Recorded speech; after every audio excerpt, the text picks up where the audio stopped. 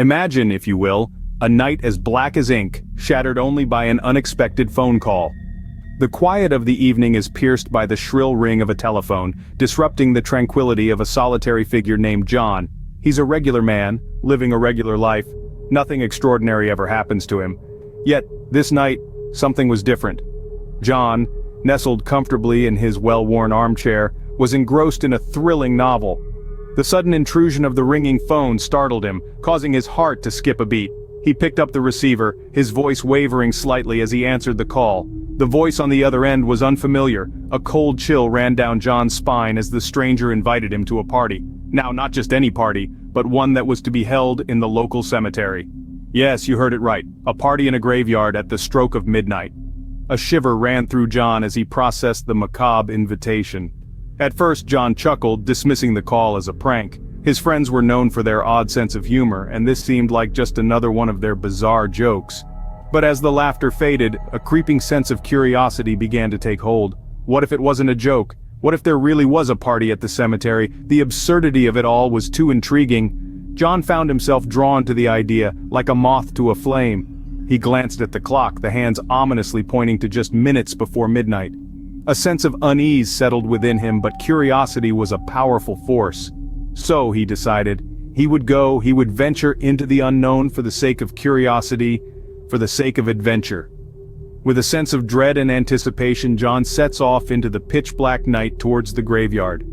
Little did he know this invitation was the beginning of a night that he would never forget. A night that would unravel a chilling tale of horror, mystery, and the supernatural. But that, dear listeners, is a story for another time. Underneath the haunting glow of the moon, the graveyard comes into view, and an unsettling sight awaits John. As John steps into the graveyard, he is greeted by an oddly festive scene. The tombstones, usually silent sentinels of the night, are awash with spectral light. The air is filled with an uncanny melody, a tune that seems to originate from nowhere and everywhere at once. It's as though the graveyard itself has come alive, pulsating with a life of its own. In the midst of this spectral spectacle, John notices the partygoers. They are an eclectic mix, individuals who seem to be from different eras, their clothing ranging from the Victorian to the contemporary. Their faces are hidden in the shadows, their identities concealed beneath the moonlight. Yet, their eyes, those gleaming orbs, seem to hold 1,000 tales, tales that would make your blood run cold. John musters up the courage to approach them. He introduces himself, trying to strike up a conversation. The responses he receives, however, are as cryptic as they are disturbing. Their words are riddles wrapped in enigmas, their laughter a chilling echo that sends a shiver down his spine. The partygoers seem to be playing a game that only they understand, a macabre dance that John can't quite follow. As the night deepens, the party grows more intense. The spectral light flares brighter, the uncanny melody grows louder, and the partygoers become more animated. The air feels charged, the atmosphere tense with an anticipation John can't quite place. Suddenly, John feels a cold hand on his shoulder, turning him around. The person standing before him is dressed in a tattered suit, his face obscured by a wide-brimmed hat. His voice, when he speaks, is as cold as the grave itself. "Welcome to the party, John," he says, his words echoing in the silent night. John's heart pounds in his chest as he stares at the stranger. He has the feeling that he's stepped into a world he doesn't understand, a world where the rules of reality don't apply. As the graveyard party gets more intense, John realizes he might be in over his head. As the clock strikes midnight, the graveyard party takes a sinister turn. The laughter and chatter that once filled the eerie silence of the graveyard has now given way to an unsettling hush. A chill runs down John's spine as he realizes the horrifying truth. The guests at the party are not his jovial friends or even mischievous pranksters. They are spirits, souls who have risen from their graves for this one night. John's heart pounds in his chest like a frantic drummer, each beat echoing his growing terror. The faces around him, once filled with mirth and joy, now take on a spectral glow. Their eyes, once shining with life, are now hollow, their smiles, a chilling memory of the life they once lived. The spirits start to encircle him, their ghostly forms shimmering in the moonlight. They reach out to him, their touch as cold as the grave. John tries to scream, but his voice refuses to break the silence of the graveyard. He is trapped, a living soul amidst the dead. His mind races, seeking an escape, a way out of this horrifying reality. But the graveyard, once a familiar place, now feels like a labyrinth. each path leading him deeper into the heart of the spectral gathering. The tombstones, once silent witnesses to the passage of time, now loom over him like menacing sentinels, blocking his way. John's breath comes in short, ragged gasps, his panic swelling with each passing second. The spirits continue their eerie dance around him, their ghostly laughter a haunting reminder of their unearthly existence. But amidst the terror, a glimmer of hope sparks in John's mind.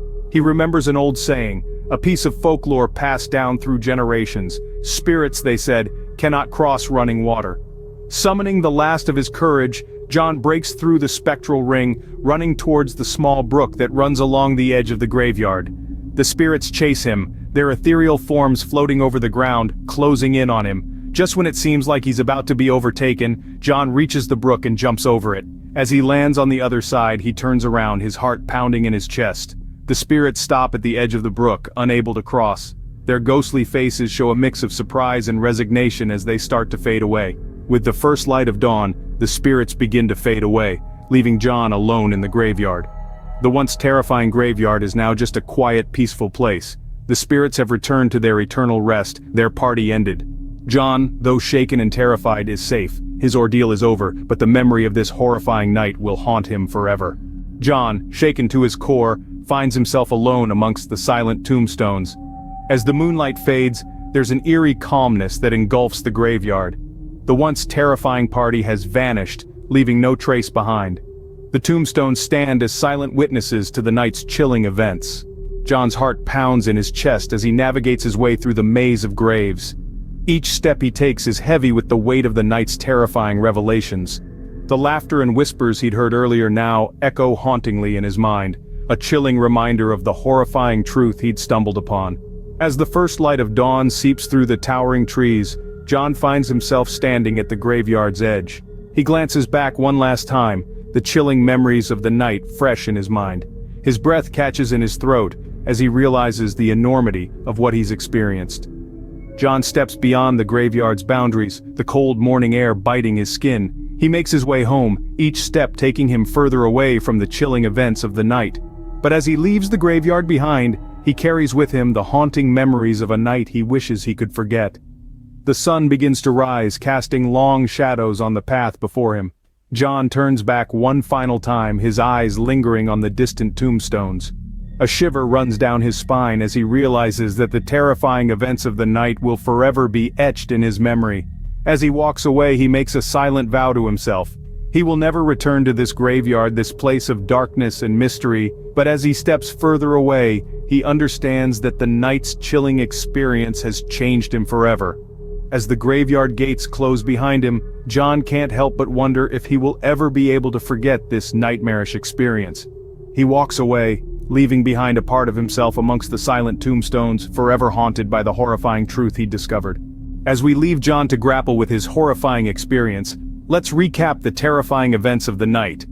Our ordinary chap John found himself in an unthinkable situation. A seemingly harmless phone call lured him into the depths of the local graveyard, where a party was promised. Little did he know the party's attendees were not of the living kind. The graveyard, far from being a place of quiet repose, became a stage for ghostly apparitions and spine-chilling revelations.